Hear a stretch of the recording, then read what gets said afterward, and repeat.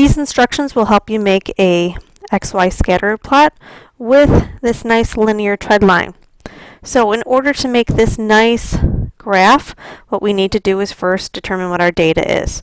So we have two sets of numbers. I have numbers that coincide with things that I changed or manipulated. Those are numbers that go along with my independent variable. What I changed was vitamin C concentration. So I have all those numbers in the first column. Notice that I just have numbers here. I do not have units. Excel will not graph anything if you have units. It'll only graph numbers. In my second column, I have my numbers that go along with my dependent variables. Those are things that I measured or observed. And I measured a cases laid. So these are all here. Once you have those set, your independent variable numbers or dependent variable numbers, making this chart is not very difficult. I will go ahead and I will highlight my labels along with all my numerical values. Clicking on the Insert tab, you can see all the different charts that are available, and we'll be making this scatter or the XY chart. And we're going to have the first one that does not connect those points. Clicking on the plus button, I can click trend line, and depending on what type of line you want it to go through, I want a nice straight line, so I want a linear trend line. But there are other options. Make sure for our purposes that you choose linear. Other things that I'm going to need is axis titles. I need to label my Y and X axes.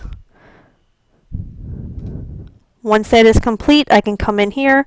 I can go ahead, I can make sure that I label my dependent variable, my number of A cases that were laid, and I make sure that I also label my Y axis, which is my vitamin C concentration.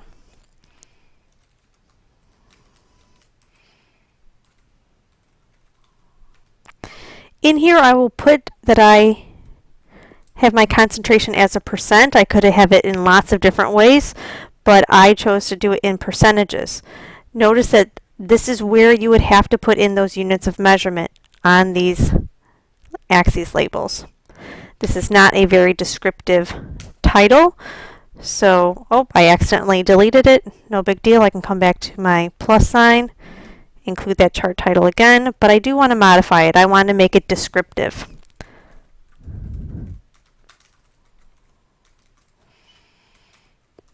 So I have my organism, Chinese mantises. I have my dependent variable, the number of A cases, and I'm also going to write a little bit about what I changed. I increased the vitamin C concentration. So production of Chinese mantis A cases at increasing vitamin C concentrations. That's much more descriptive, and it tells you exactly what my experiment focused on more than just A cases laid. My graph is all complete. I can increase it if I want. When I'm ready to go ahead and copy it and put it into Word, I can hit Control C to copy and then Control V to paste, or as long as I click in the corner, I right click, and I can also hit copy as well, and I'm ready to put that into my Word document.